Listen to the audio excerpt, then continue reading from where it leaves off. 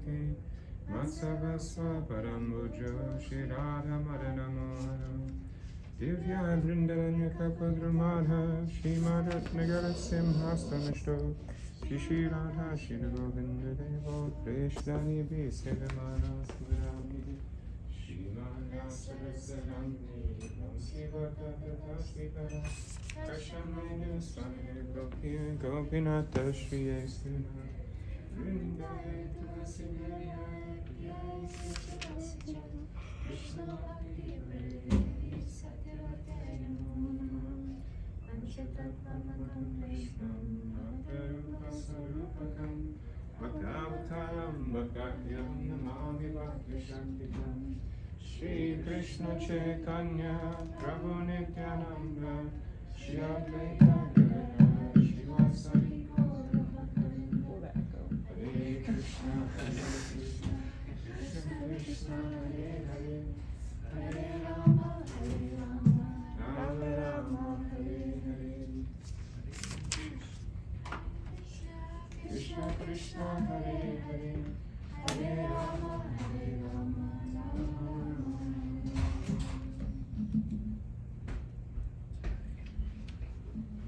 Good evening, first week.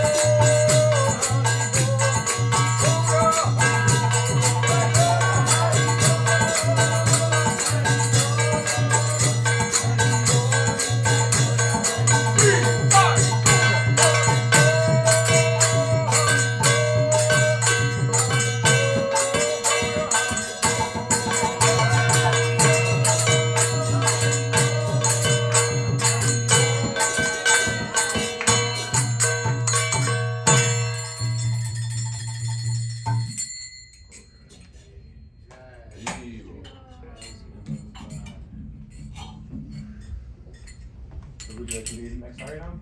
Jai.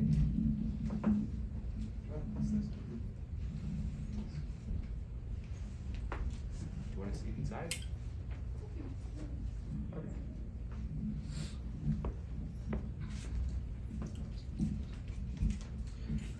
Hare Krishna,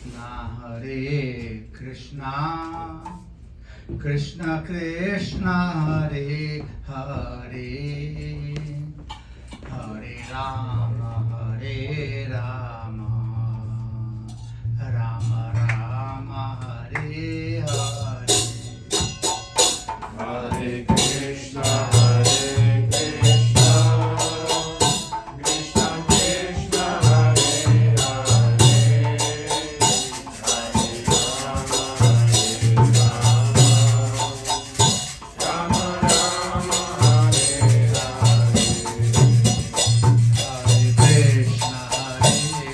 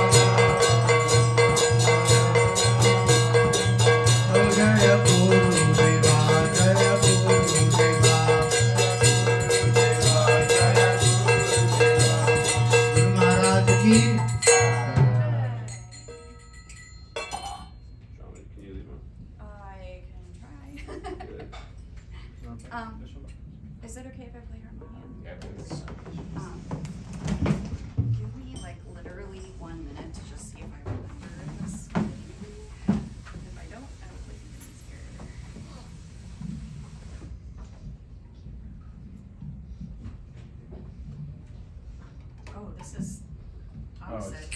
okay. You can change it. Thank you. That blew my mind for a second.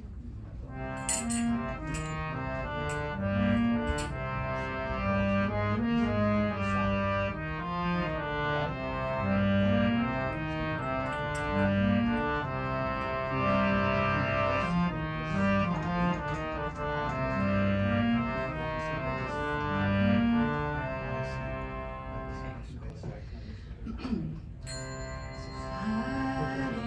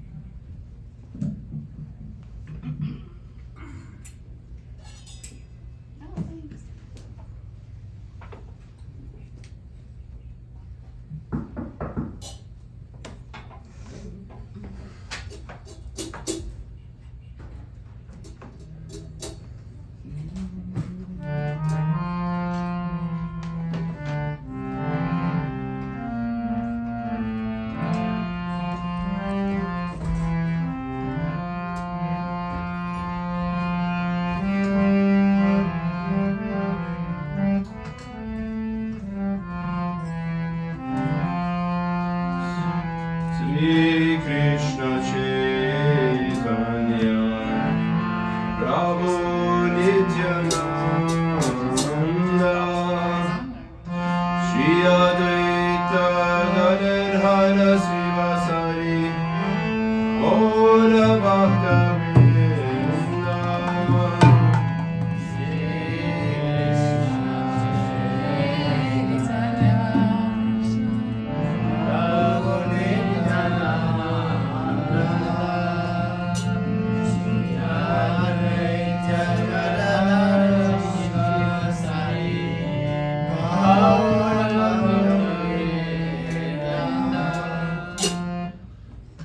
Hare Krishna, Hare Krishna, Krishna Krishna, Hare Hare, Hare Rama, Hare Rama, Rama Rama, Hare Hare.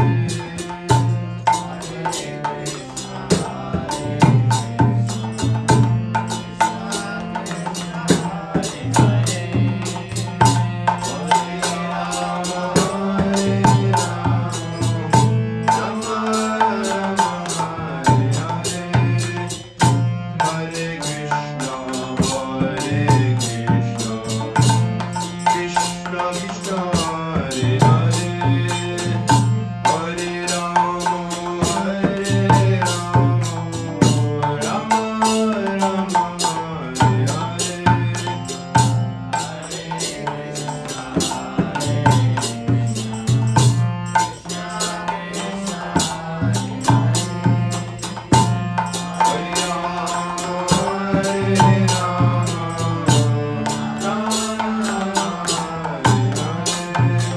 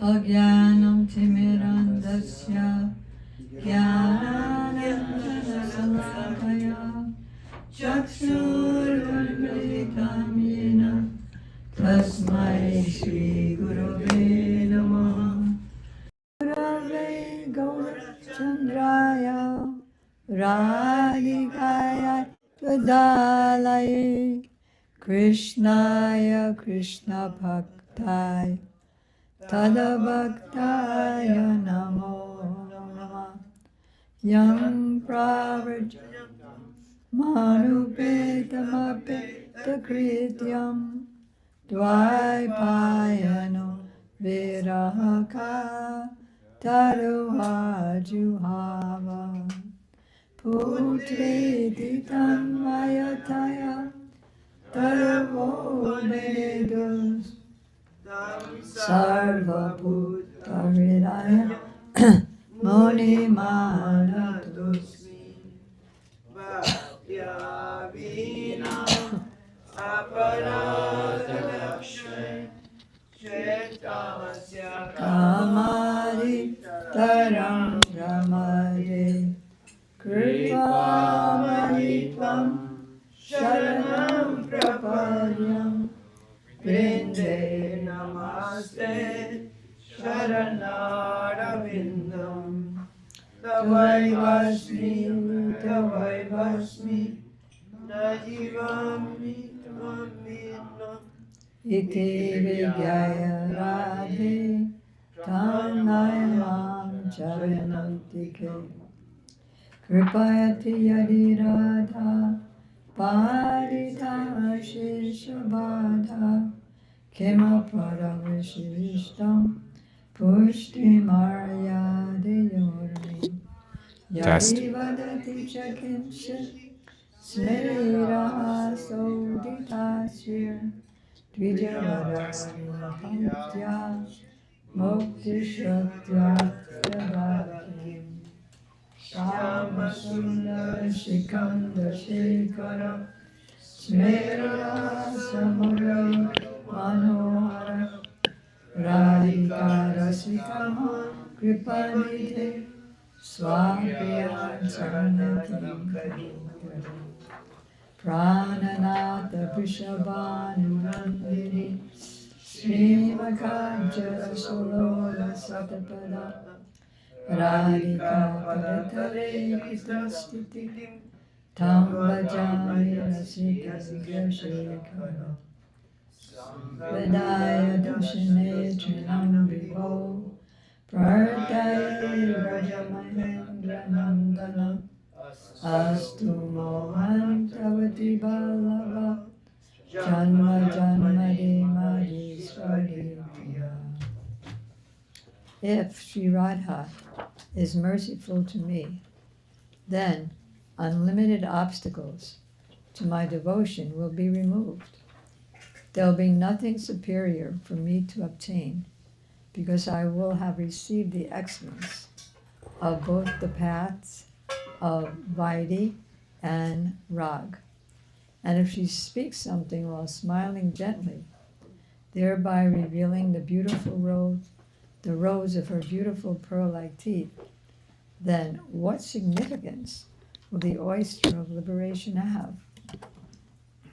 O Shamasundar, O you whose head is adorned with peacock feathers, whose face is graced with a laughing smile, whose murli flute enchants the mind, and who are the most expert in enjoying ras with Srimati Radhika. Please make me a kinkari or maidservant at your lotus feet. You are the lord of the life of the king, of the daughter of the king of Braj, that is Vrishabhanu Maharaj, and you are like a bee, always eager to taste the nectar of her lotus-like face. O Rasikendra Shekhar, foremost of those who are Rasi, who are situated at the feet of Srimati Radhika, I worship you. O son of the king of Braj, O all-pervading one, O Mohan who enchants the minds of all, taking a straw or a piece of straw in my mouth, I pray that your supremely beloved Sri Radha be my dear worshipful goddess, birth after birth. First, I offer my unlimited obeisances in the dust of the lotus feet of my most worshipful Diksha Gurudev, Nityalila Pravishta Om Vishnupad, Astotara Sat Shri Sriman, Srila Bhakti Vedanta Swami Prabhupada, and the same unlimited obeisances in the dust of the lotus feet of my most worshipful Shiksha Gurudev, Nityalila Pravishta Om Vishnupad, Astotara Sat Shri Sriman, Srila Bhakti Vedanta Narayan Goswami Maharaj, and Shri Srimad Bhakti Pragyan Keshava Goswami Maharaj. To our grandfather gurus, Shri Srimad Bhakti Pragyan Keshava Goswami Maharaj and Shri Srimad Bhakti Siddhanta Saraswati Thakur Prabhupada. Just by hearing their names, we advance. And to all of his divine associates and to all the assembled devotees. So today is we're observing a very sacred day. The day was yesterday, but because you weren't here, most of you, we're observing that day today. And it's called the Chida Dahi Festival, or the Danda Mahotsava Festival of Srila Raghunath Das Babaji. Raghunath Das Goswami. There's a Raghunath Das Babaji in the Jaiva Dharma. This one's different. So we're going to speak a drop about his life, but the main concentration is on this festival. So he will actually be an eternal associate of Srimati Radhika in the spiritual world. And there, he's not a him, he's a her. And her name is Rati Manjari. And she renders very wonderful services to Radharani from dawn to dawn. That means 24 hours. Even while sleeping for a few moments, it's with full absorption in the pastimes of Radha and Krishna in that spiritual world. Then, like for example, she's one of the team of maidservants who wakes her in the morning in the forest, brings her home from the forest around 4 a.m, wakes her again in her palace, bathes and dresses her, sends her out to meet Krishna, ostensibly to worship the sun god, brings her to cook breakfast for Krishna, helps her cook breakfast for Krishna. Then, after she's home after cooking, she helps her to go out to meet with Krishna in the mid-morning time. And then at the noon time, to bring her to Radhakund to engage in many sporting activities with Krishna and her other associates, like splashing water, swimming, drying, dressing, playing dice, swinging, and then again taking her to meet with Krishna for what's called in Sanskrit as abhisar, the tryst, the journey to meet with Krishna. And then taking her to meet with him in the mid-afternoon for more pretend sun worship other sports with Krishna. Sometimes his closest friends are there. And then for cooking, helping her cook in the evening time, and then themselves taking the boga to Krishna's palace while she stays home. And then being with Krishna and hinting by finger hints and eye hints where they're going to meet at night. And then bringing back Krishna's remnants. And then Radharani takes those remnants of food and feels like she's actually associating with Krishna in a very intimate way, which is the goal of our honoring Prasadam. Not like her, not that Krishna's meeting with us, but to experience Krishna's meeting with Radharani and then enjoying that more than vicariously. And then again, taking her out to meet, her and her Sakis out to meet with Krishna at night for the rasa dance, where millions of gopis dance with Krishna at night, going into midnight, going into after midnight, where Krishna's dancing so fast around all the gopis that they all think he's always with her. And then taking rest after that, and then waking her up in the forest after that, and sometimes and sometimes This is Rati Manjari. Yeah. This is what she does. this is what Raghunath Das Goswami does in his gopi form in the spiritual world. And then in the morning, sometimes Radha and Krishna's jewelry is entangled. Like we're entangled in the material world, their jewelry is. We're missing all that. And so she or another maidservant would disentangle very easily, thinking that every hair on Radharani's head is more valuable to her than millions of lives. And so she doesn't want, when you pull something, it can hurt the hair, so she avoids that. So then, back here on earth,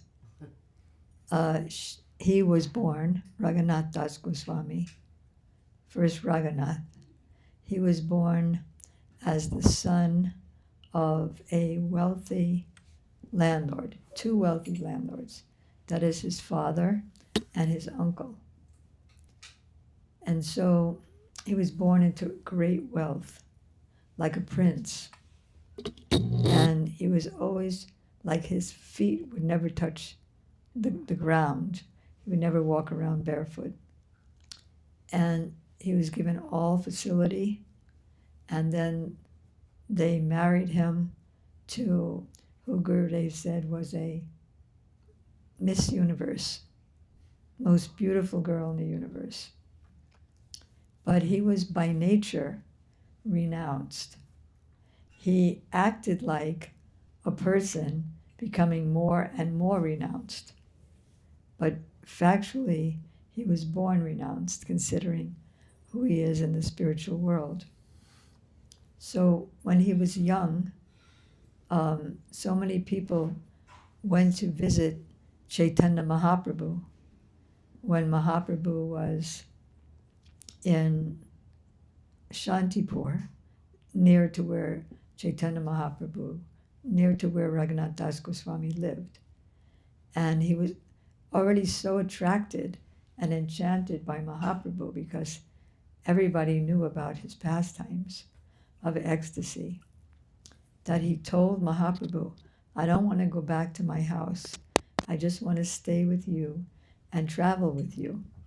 So Mahaprabhu told him that no, don't be like a monkey renunciate. What's a monkey renunciate? Jump. He's a renunciate because he doesn't even wear any clothes. He doesn't have any house.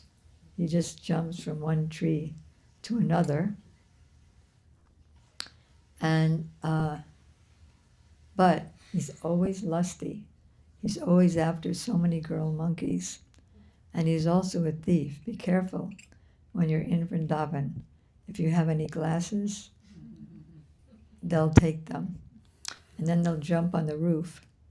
So just so that you'll, with the glasses, so that you'll offer them some food, put some food down, and then they'll throw down your glasses. Sometimes they break, and then they'll jump to get the food. And watch out if you have a bag of food that you just bought at Loy Bazaar, because they'll always grab it. You keep the bag underneath your clothing. So that's a monkey renunciate. So Mahaprabhu said, don't be like that. If you leave your house too prematurely, then you'll end up in another house sometime later. Don't be a madman. One day, God will show you mercy, and you'll be able to leave in the mature state. He said, don't, but I'm giving you some instructions. Don't eat luxuriously. Don't speak village talk or mundane talk. Don't hear any mundane talk. Don't dress lavishly either. Go home and act like an ordinary materialist, so that nobody knows what's on your mind. And then one day you'll be able to go when you have God's mercy. So then he went back home, always absorbed in Chaitanya Mahaprabhu. And sometimes so he had this wife, but he didn't pay any attention to her. He didn't have time to look at her, and he didn't have time also to look in the mirror. But sometimes he tried to escape his house, but his parents, who were called Vaishnava Prai. Who said that? You? Good. Vaishnava Prai. Prai means almost. So they were almost Vaishnavas, not quite. That is, they were happy that their son was engaged in devotional activities, as long as he was home, as long as he was also engaged in material enjoyment, and also that he would never leave home because they needed an heir to their kingdom. So whenever he tried to escape, they had these big guards who would run after him and bring him back. So like a wealthy person, but he was practically a prisoner. And then one day, I forget whether it's his father or mother, asked the other one, why don't we just chain him? Then he'll never be able to get out. He said, well, if a beautiful wife, the most beautiful wife in the world, couldn't chain him, how can a dead metal chain him? So one day, Nityananda Prabhu was in a nearby town. The nearby town was called Panihati.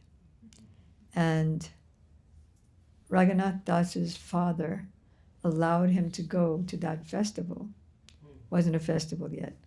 Nityananda Prabhu was sitting there under a tree, banyan tree, on a rock, but it wasn't like a rock. You sit on a rock. That's unstable. But he was sitting on a stone that goes around the tree. And many, many of his associates sat up there with him. And so many of his associates and other devotees sat around the bench, the stone bench, at his lotus feet. So Raghunath Das came there, but he stood far away because he was very shy. So then one of the devotees pointed out to Nityananda Prabhu. Nityananda Prabhu, he also has a life in the spiritual world. And in the spiritual world, he's none other than Baladev, Balaram himself. That is, Haribol, that is Krishna's brother. And he's the head of all the cowherd boys. Now there are two kind of groups, two basic groups of Chaitanya Mahaprabhu's associates. One group of devotees were basically followers of Nityananda Prabhu. And the leaders of that group were cowherd boys. Just like Radharani has 8 most intimate gopi friends who are the main assistants in her pastimes with Krishna and her other sakis, other gopi friends. And similarly, Krishna has 12 main cowherd friends who are the leaders of all the other cowherd friends. So Nityananda Prabhu, being Baladev, the leader of the leaders, being not only Krishna's brother and the main assistant of Krishna's pastimes in Goloka Vrindavan, but he also is the source, being Krishna's second body. He's also the source of innumerable incarnations, including the incarnations who are controllers, creators, and destroyers of the innumerable universes. If that doesn't sound like a big job, but for him, it's nothing. It's play. So in Chaitanya Mahaprabhu's pastimes, Balaram is Nityananda Prabhu. And he serves in every way. Serves as a big brother, which is like almost like a parent, to protect him, as a friend, playmate, as a servant. He even manifests as the land of Vrindavan, and all the plants grow out of him. Trees, waterfalls. And then he even serves in the amorous relationship. He manifests as Radharani's younger sister, Ananga Manjari. So that's Nityananda Prabhu, who's sitting under the tree. And one of his devotees tells him, "Oh, Raghunath Das is here to see you." So they'd actually met before, which is another long pastime. So he said, "Come over here. Come here. You're a thief. Come here to me." So what does it mean that he's a thief? It means a few things that are mentioned by our acharyas. One is, how can you expect, I know your desire, that you want to take shelter of Chaitanya Mahaprabhu in Puri, but how can you expect to do that without my mercy? Another is, you're stealing yourself from me. Why are you standing so far? And another one is, you're a thief because you've taken my heart. Isn't that beautiful? That's the one I heard most recently from Srila Gurudev. So he forcibly brought him to him and put his foot on Raghunath Das Goswami's head, which means the greatest benedictions are going to come to him. So he said, "You're a thief, you have to be punished." That's why also this festival is called the Danda Mahotsava, because it's his quote-unquote punishment. You have to make a big festival for all my devotees. It will be a chipped rice festival. with 2 kinds of chipped rice. Did you make chipped rice today? I was just thinking I made it yesterday, but I can make it again. I know. Do you have time? Yeah. Is the mic working in the kitchen? The speaker, yeah. Okay, because I wanted to mention something that Atulananda Prabhu, something that I found out this morning, Atul, when, is he there? Atul! Something I found out this morning Come here, thief. was that it wasn't ordinary milk. Like the chipped rice was soaked in yogurt, mixed with bananas, right? We know that one, and some sweetener. But then the other chipped rice was soaked in condensed milk, very thick boiled down milk, almost like caramel, you could say. I don't know if you can get that far. We can try. Amangani actually made one already. With what? I'm about to find out. Okay, well, great. Cardamom in there. With cardamom. Cardamom. So, when the shopkeepers found out that this festival was going on, even though Raghunath, he had his servants make all this 2 kinds of chipped rice, and then the shopkeepers heard about it, and they all came with their products to make more chipped rice, and they came with several hundred or more pots, clay pots, to put the chipped rice in milk, condensed milk, and chipped rice in yogurt.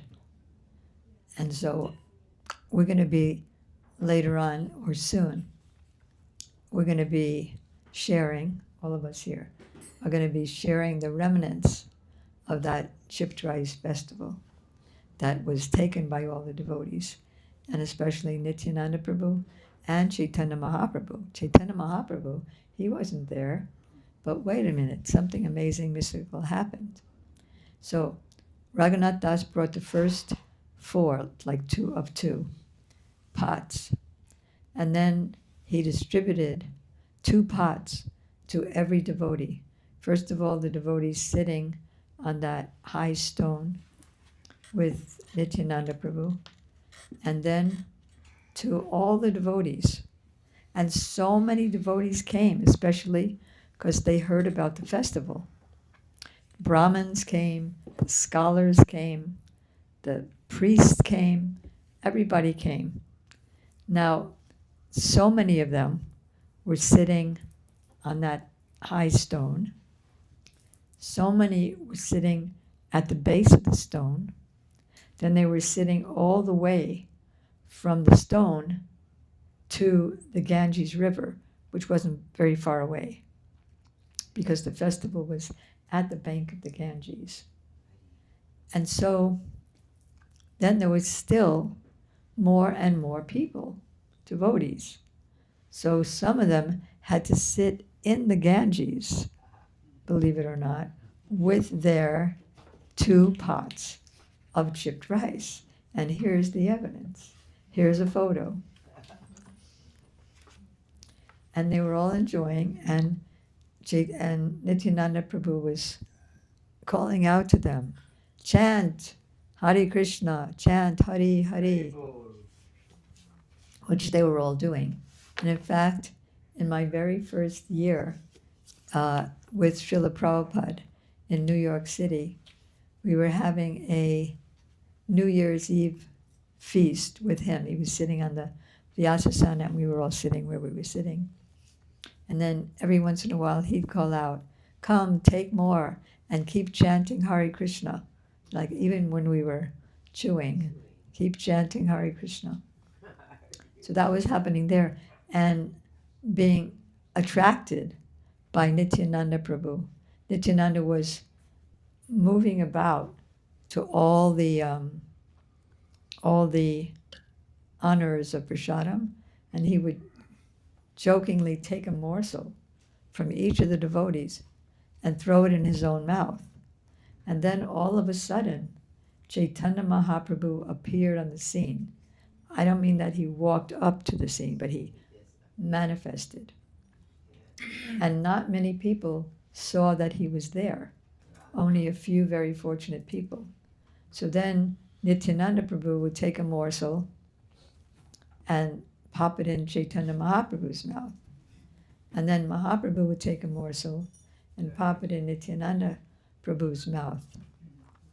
So now we, as you can see, Haridas Prabhu is passing around the painting. So we needed to know how to do Mahaprabhu so that he's visible to some and not visible to others. So Prabhupada explained about the big effulgence around him. And then Raghava Pandit, Hare Krishna. Then Raghava Pandit, he brought more feast. See, he had made prasadam at his home for Nityananda Prabhu, but then Nityananda stayed there for the festival. So he brought some of the festival out with him, and Nityananda Prabhu told him, we'll take some feast now, and then tonight we'll all go to your temple and we will have more feast there. And that night, Chaitanya Mahaprabhu also appeared, and Raghava Pandit was very fortunate to see him. So then Raghunath Das Goswami took the remnants of Nityananda Prabhu's personal prasadam, and he called Raghava Pandit over to the side, because he came from a wealthy place, and he gave lots of money, gold coins and rupees, to Raghava Pandit, and said, please divide all this money, each devotee. Sometimes Premananda Prabhu would do that.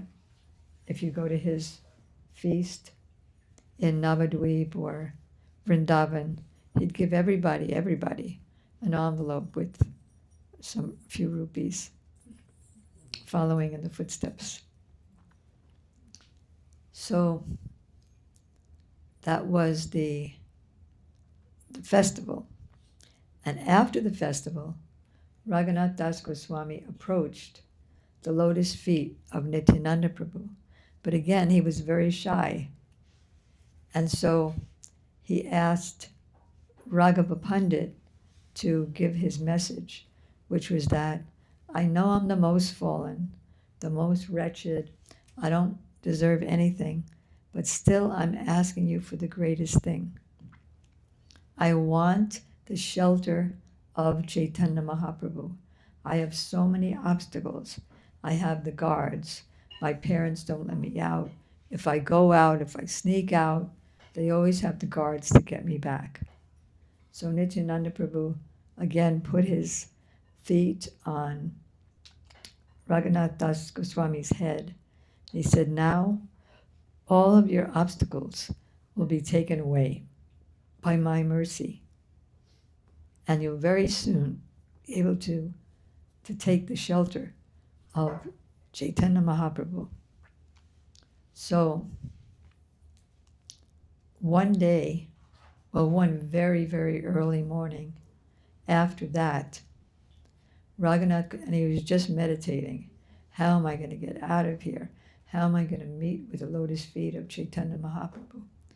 So one very, very early in the morning, when it was still dark, Raghunath Das Goswami's spiritual master, that is Yadunandana Acharya, he used to take care of Raghunath even when he was like a little baby, and get him to chant Hare Krishna and tell him, chant, holding on to the hands when the baby can't walk yet, chant Hare Krishna. And he talked to him about bhakti. Haridas Thakur also used to go to his house since he was a baby and get him to chant. And so then what happened?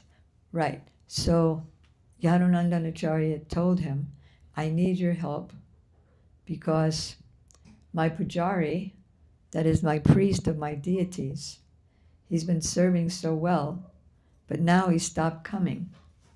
So please let's go to his house and get him to come back and do his pujari duties.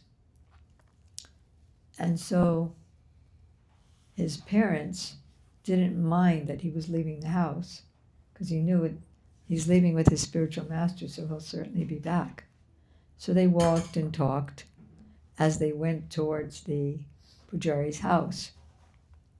And then, before they reached the pujari's house, Raghunath Das told Yadunandan Acharya that, "Oh, Gurudev, there's no need for you also to come.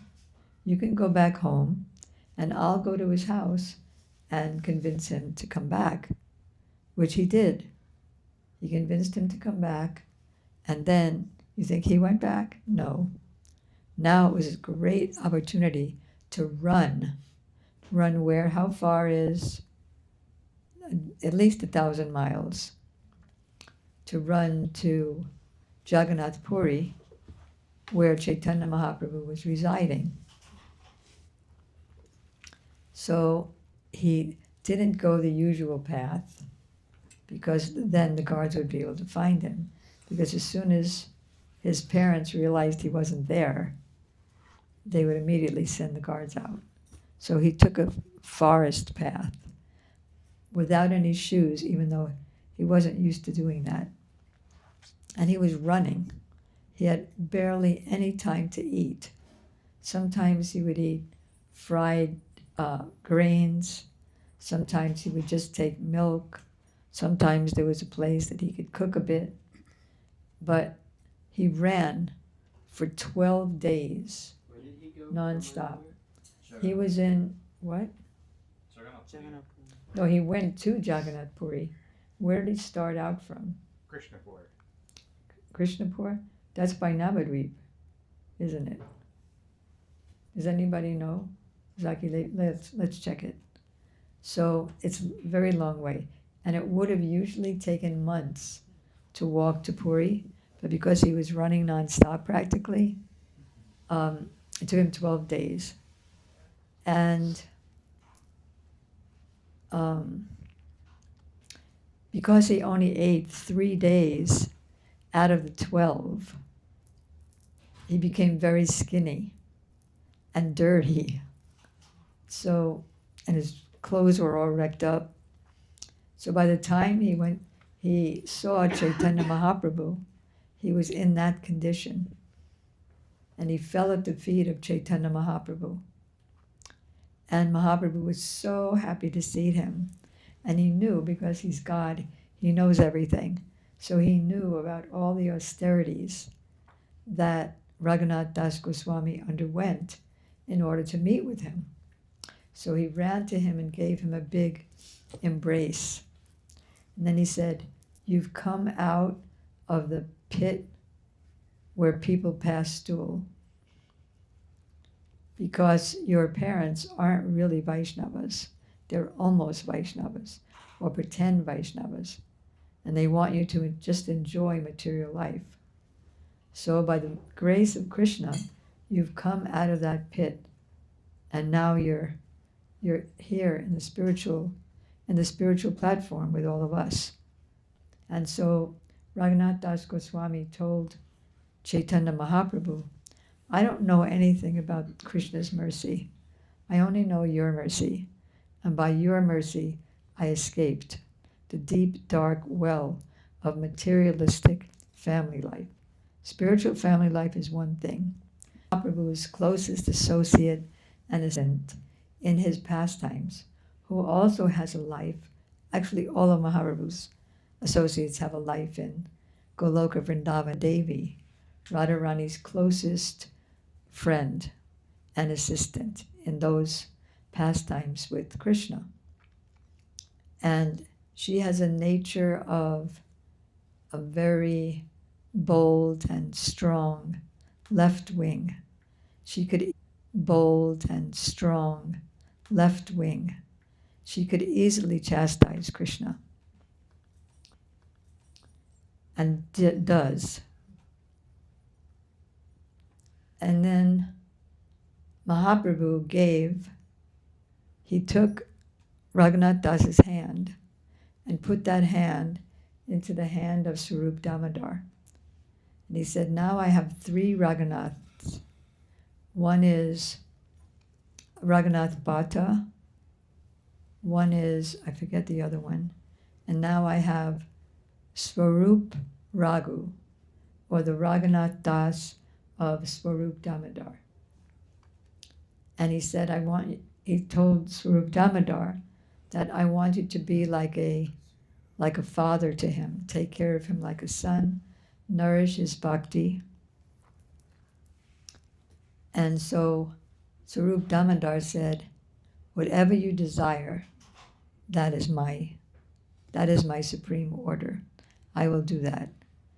And so Raghunath Das was getting so many instructions on bhakti from Swarup Damodar. But then he also wanted to hear something from Mahaprabhu. So Swarup Damodar gave him temporarily back to Mahaprabhu. And he said, why are you coming to me? I can tell you something, but Swarup Damodar can tell you more than me. Why did he say that? He said that because the devotee knows more than Krishna about how to be a devotee. Krishna knows how to receive devotion, but he doesn't know how to give devotion to himself. He's not practiced in that.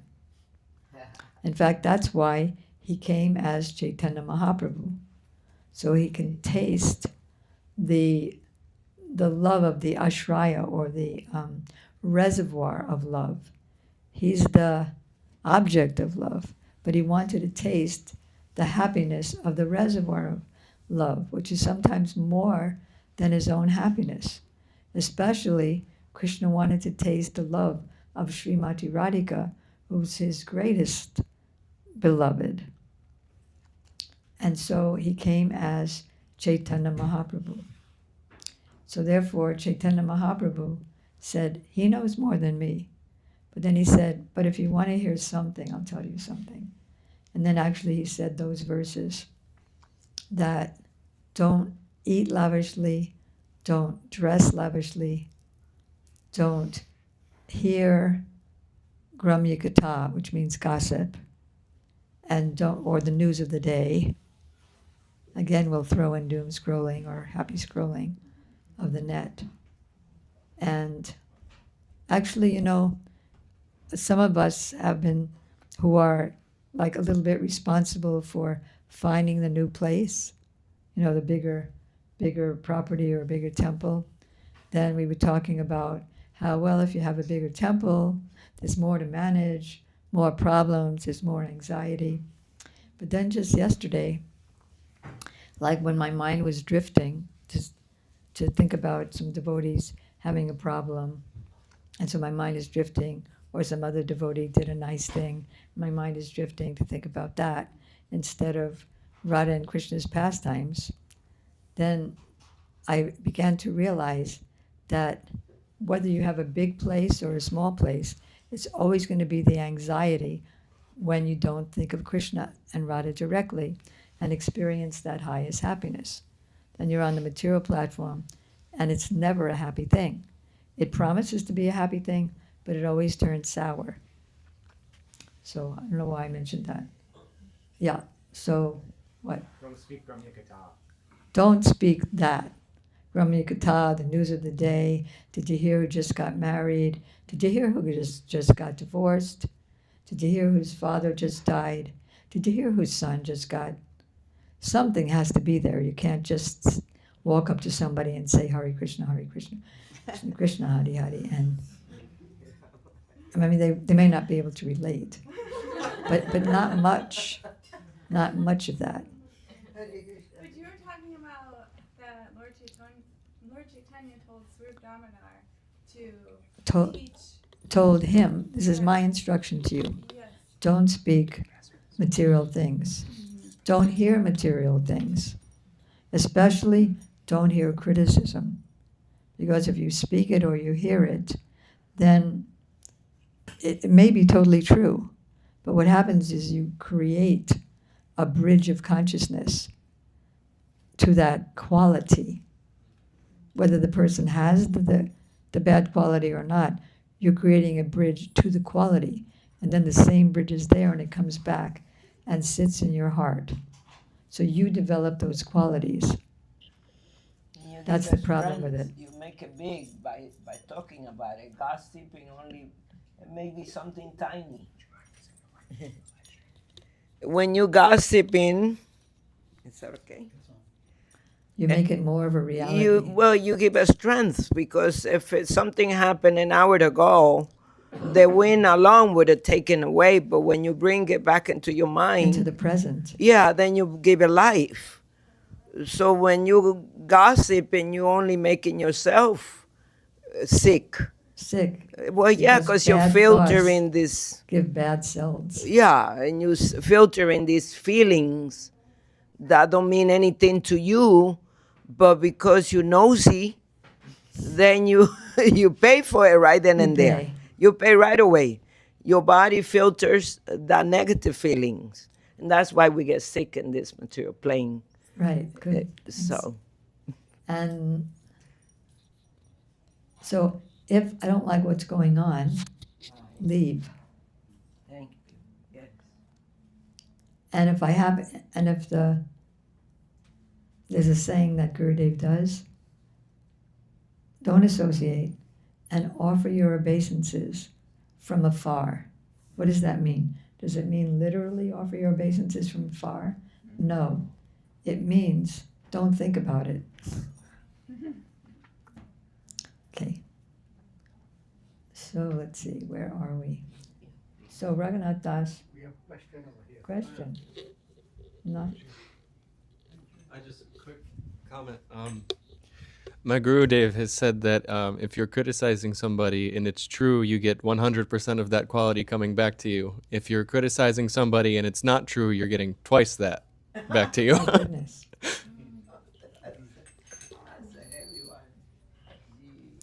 Gurudev said sometimes because Tamal Krishna Maharaj was asking him about that. And he said, sometimes if you have to save someone at the moment, don't go there. But then don't dwell, don't think about it. Don't have the person think about it. Or just if you have to do something at the moment. All right, so then Raghunath Das, his father finally understood that I'm not going to get my son back. And first, see, there's a party, a party of devotees headed by Shivananda Singh going to Jagannath Puri every year. Every year. And so he takes all the devotees from different areas with him. So his father thought that certainly my son went with that party to Puri, where Chaitanya Mahaprabhu is. But he purposely didn't, because he knew he'd be found. So his father sent a letter to Shivananda Singh saying, "You have my son there, please return him." And then Shivananda Singh replied, "I don't have him, I can't return him." And then he found out when Shivananda Singh and party arrived in Puri that yes, your son is in Puri and he's become very, very renounced. He hardly eats. His father sent a lot of money to support his son there, but his son Raghunath refused the money, and he sent a brahmana to cook for him. So Raghunath Das accepted the cook, but then he accepted it only because he wanted to invite Chaitanya Mahaprabhu and his associates for a big feast. So he was doing that for a couple of months, and Mahaprabhu was coming. But then he realized after that time, Mahaprabhu's probably only coming to pacify me, knowing that I'm a big materialist and I'm attached to my father's connection. So then he stopped that. And then Mahaprabhu asked his servant, why don't I get Govinda? Why don't I get any invitation anymore? So he said, well, he probably realized that you weren't happy. That's correct. I wasn't really happy. But I'm happy now that he's not taking anything from his parents. So what's he doing now?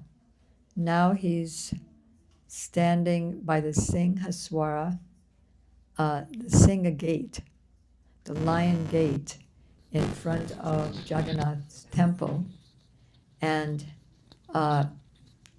begging alms. And then he was doing that for a while, and after some time he stopped that. And Mahaprabhu said, what is he doing? Is he still doing that? No, he stopped that. Because he was thinking, this begging alms is just like being a prostitute. Like, you know how a prostitute is. She'll go out and try to get the guys, and sometimes somebody will come and somebody will not come. And so she's thinking, who's going to come? Who's going to come? So Raghunath was thinking, this is just like being a prostitute. This guy gave money last night, maybe he'll give it again. This one never saw me before, maybe he'll give it. Oh, this guy was not going to give it. So he finally stopped that, and he went to the bazaar, Ananda Bazaar, where you just get free food. So that way, there was no who's going to come, just free food. So we did that for a while, and then finally, and Mahaprabhu's hearing all this and becoming happier and happier. So then what he then did was, when the shopkeepers are selling the prasadam, when it gets too old to sell, whatever doesn't sell, and it's over the time, they give that to where the cows go, and it just goes to the cows. And then it becomes too rotten, even for the cows, so the cows won't eat it anymore. So that is what Raghunath Das took. And he would wash it, and then he would eat it, hardly any of it. And then when Chaitanya Mahaprabhu understood that he was doing that, then he immediately went to Raghunath Das's hut, and he grabbed some of that rice, different kind of rice than the chipped rice festival. He grabbed some of that rice and he ate it. And he said, you've been having this delicious prasadam and you haven't invited me to share with you? Showing that he's appreciative of his renunciation. And then later, he just started taking like a piece of butter or a, what do you call those? Leaf cup of buttermilk every other day. So Mahaprabhu was so proud of him. And then Mahaprabhu ordered him to go to Vrindavan to be with his two chief disciples, followers, Rupa Goswami and Sanatana Goswami. No, he didn't go there then, actually, because he didn't go there until Mahaprabhu left. When Mahaprabhu left the world, then he took shelter. He was, just about to die inside, but then he took shelter of Gadadhar Pandit. He went to see Nityananda, and then they all started leaving too. And so now he's in Puri, but every speck of dust in Puri was a reminder of Chaitanya Mahaprabhu, and he couldn't tolerate the separation. So then he decided to go to Vrindavan. He went to Vrindavan, why? I know one of you knows. Maybe, yes, Akhilesh knows. He went to commit suicide. Either I'll commit suicide by jumping, yes, jumping off Govardhan, or by jumping into the Jamuna. So he went to Vrindavan, and there he met Rupa Goswami and Sanatana Goswami. And they took him as their younger brother, all disciples of Chaitanya Mahaprabhu. He saw them as like his Shiksha gurus, but they saw him as their godbrother. As Chaitanya Mahaprabhu was all of their guru. Yes. Since Raghunath Das Goswami was Closer. my question, does that mean that we should also try to live on the street and emaciate ourselves? Like progressively? Is that their goal? To be like him? So, he's asking, is our goal to wear worn and torn clothes and become emaciated? So one thing, so a couple of answers. One is that he's a pure devotee. So if you gave up food for a few days, you'd probably be dead. The second thing is, there's a verse in the Upadeshamrita. Does anybody know that verse? The fourth one? Hmm? The fourth verse? Not the fourth verse. Perhaps it's the third verse. To follow the sadhus, follow in the footsteps of the sadhus, according to your ashram. So if you're in the renounced order, if you're a brahmachari or a sannyasi, then follow Raghunath Das Goswami. If you're a grihastha, a householder like you are, then follow the Pandavas.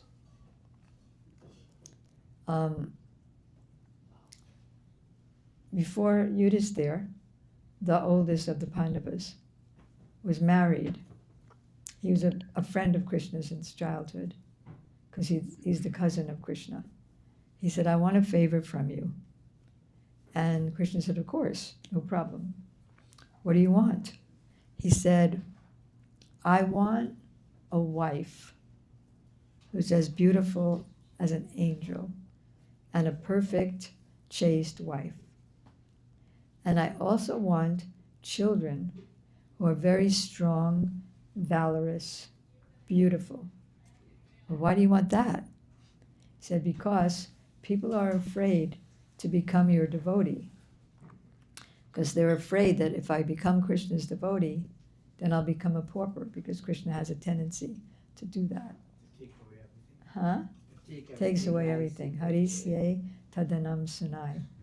So, if I have all that, and I'm your devotee, and I'm offering all my possessions in your service, and I'm not attached, but I have all that wealth, then everyone will want to become your devotee. So it depends on your situation. You can be a flyer, a pilot, and then you'll be a teacher of flying, and then all of a sudden Krishna sends you a learning pilot who just wants to hear about bhakti from you, which actually happened. That's why I mentioned it. That's true. So as a brahmachari, then is it a good thing to Be emaciated? Yeah. No, because you're going around to so many people and you're saying that your life will be sublime, everybody. Take this book, chant this mantra. And when they see a bunch of skinny, bony people, they're going to say, is that how I'm going to become? Forget it. Can I say something? Understand? Of course, you can say a lot. What Gurudev said about this. Gurudev said, renunciation is not something that you do. Renunciation is a state of mind. And you don't have to follow anything. It comes, the last person who knows that he's renounced is the person himself who's renounced. What? Say that again? the last person who comes to know that he is renounced is the person himself who is renounced. I don't Everybody, understand. everybody else knows that he is a renounced person, but Oh. he himself or Oh. herself is always thinking, "Oh, I have to do so much more. Oh, I'm not." Means this is something that Good. you don't imitate. You don't follow that. Oh, I will try for that. You will keep on doing your bhakti. Keep on doing sincerely. When you will do this, renunciation will come from inside the heart. We don't have. If you try to do this, oh, I will follow him. Actually, that tendency will make you imitate. No, imitation is not good. It is always, it comes from the heart. You will not even understand that when Gurudev says very clearly in so many places, our Shastra says in so many places, when your bhajan is sincere, the result of sincere bhajan is what? Taste in Krishna, in bhakti, and renunciation. You'll not even understand that renunciation will come. Don't try for anything. By hearing this, Raghunath Das Goswami and all others, we understand that actually this is how renounced people are. And one day, like Didi is saying, that you may be very, very rich, very wealthy, you may be having so many facilities, but maybe you are very renounced because you're not attached to anything. What does renunciation mean? Renunciation means that you're not attached to anything. But Gurudev used to say so many times that maybe who is wealthy person, maybe he's more renounced than a person who is poor. Because when somebody is very poor, all the time he's thinking about the wealth, how to gain it. And the person who is wealthy, all the time he's thinking how to give up. I'm so tired of all this. Yeah? Hari Bol. So don't rush into anything. No. It is something, Prabhu, which is natural. Has to be natural. It cannot be that last person. Suppose I ask you that, are you humble? What will be your answer? Think about the answer. Are you humble?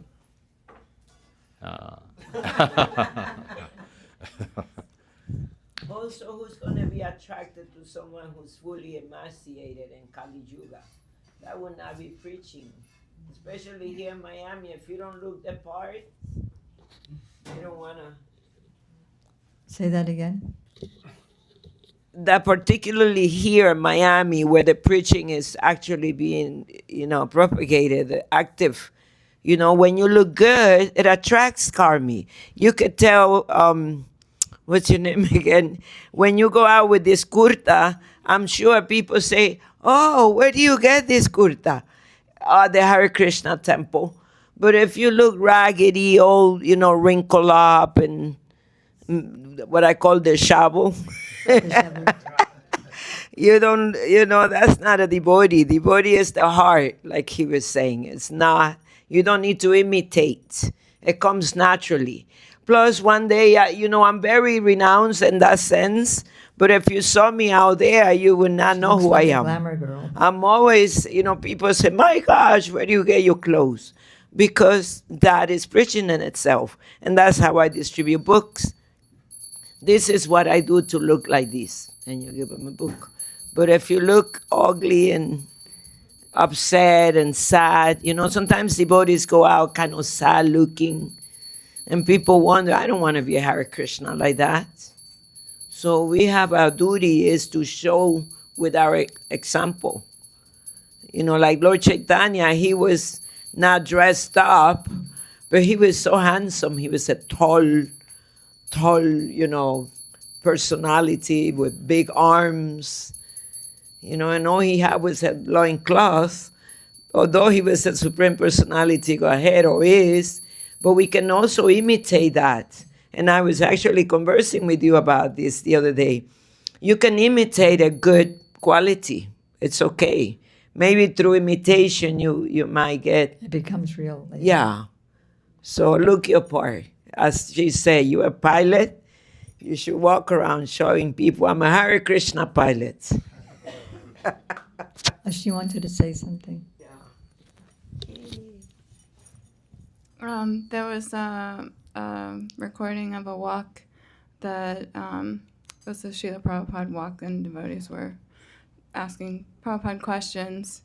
And one devotee was telling Prabhupada, "Oh, I have to cut back on my hours of sleep because, I need to, do more service." Very, trying to push himself. And Prabhupada said, "Well, why would you do that?"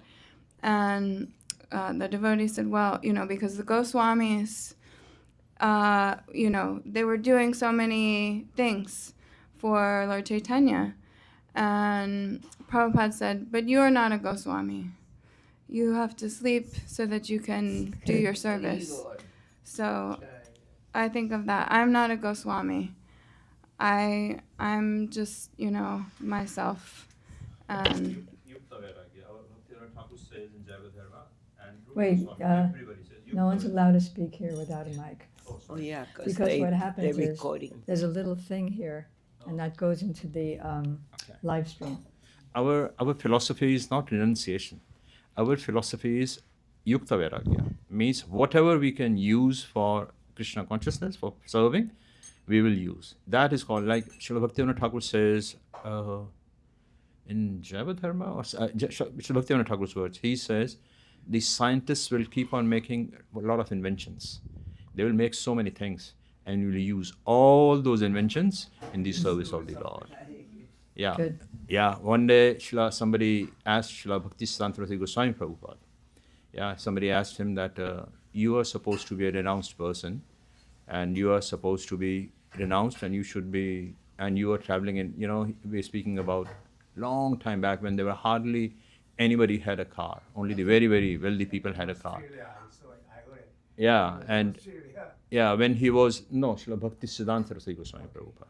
Srila Bhaktisiddhanta, not Srila Prabhupada. So he was using cars. I'm speaking about 1930s maybe. In those days, hardly any. But he was using cars, and somebody said that, you are supposed to be renounced and using cars for preaching. He said, you speaking about one car. If I had 6 airplanes, I would use all those 6 airplanes to serve and preach all over the world. That's our philosophy. We are not going to be dry renounced. No, we will use everything, whatever we can, in the service of the Lord. Good. Yeah. Thank you. Yes, Radhasham? I think some devotees might say that Raghunath Das was not really setting a good example for householders because he was already renounced. So he went along with the parents. And what about the poor girl? Nobody in Vedic culture already. She's been married. And what's going to happen to her? What's going to happen to her? In Vedic culture, you meditate on your husband. If she's meditating on her husband, then she's also getting progress. True. That's true. Yes, I was just going to say that, yes, because even a moment's association with such a great devotee is more valuable than any other moments. Good. Thank you. So, Mohini, I keep not seeing you every Sunday. Huh? I keep not seeing you, but I know, but now you're visible. So I'm going to ask you to lead the kirtan.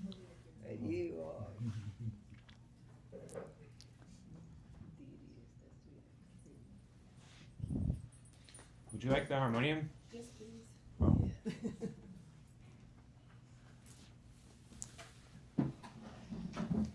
Tu voz es como la del armonio. Y eso de verdad que...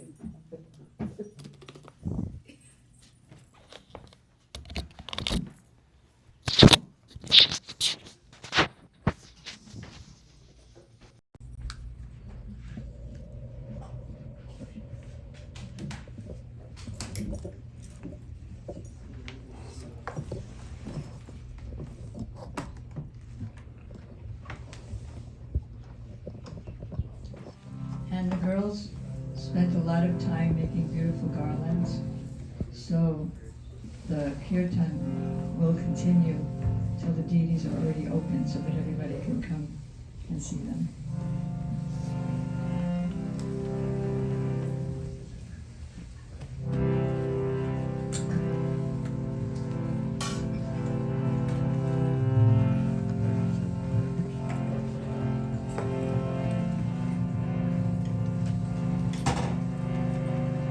Hare Krishna,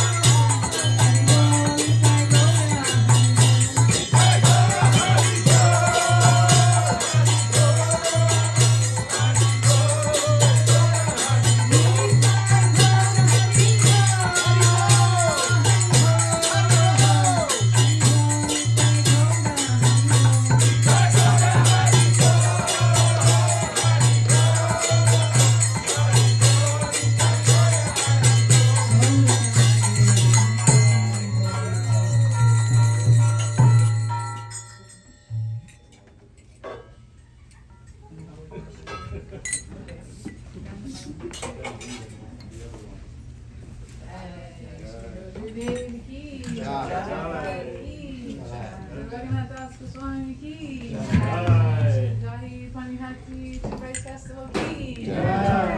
Every week, every year that I've known her, Mohini sings the same tune, but I wouldn't have it any other way. It's the most soulful tune in the universe. Oh, also, before our fearless leader speaks, I just wanted to introduce Akhilesh Prabhu to everyone. He just flew all the way from Australia to help us out. He's staying for only a week. He's going to be giving class Monday night, Tuesday morning, Tuesday night as part of the Terrific Tuesday, and Wednesday, what time are you leaving? This Friday. I'm leaving on Friday. Staying for Friday. Wednesday evening, and Thursday's Harinam. Okay. And Tuesday morning, yeah. Monday evening, Tuesday morning, Tuesday night, Wednesday morning, Wednesday night, Thursday morning, and then he's leaving Friday. Okay, so I know mostly those who come only on Sunday, come only on Sunday. But if you want a really fantastic week of very exalted pastimes of Giriraj Govardhan, the mountain, who comes out of the heart of Srimati Radhika, and how that applies to our daily life, please come every day next week. What time is it? Oh, 6:30 is when the program starts. Yeah. So, oh, and he cooked the feast today. Akhilesh Prabhu. With the help of Radhi Mandri and Nitai Jai. So we'll take Prashadam outside in Radharani's garden. Don't forget about Atulananda with the chipped rice. Yeah, in Hamangani. Hamangani and Atul on the chip rice. Because it's the chip rice festival. Flavor, but yeah. And if you for those of you who weren't here on Friday night and experienced this incredible new feature here of Blessed Bites, we have Blessed Ice Cream. It's all natural, vegan, organic, homemade.